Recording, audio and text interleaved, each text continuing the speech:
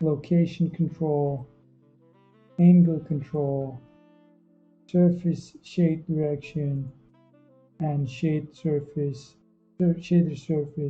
visualization. This is a quite good way to organize your scripts and to explain things. Obviously, you can have something here as well, like maybe, or like something here as surface paneling options. You can have this as well. It's supposed to be up, but now we put it here. So whenever I switch back to this one, I can change the surface paneling organizations. And that's it. That's pretty much it for this playlist. I hope you enjoyed it. If you like the videos or if you have any questions, please put down below.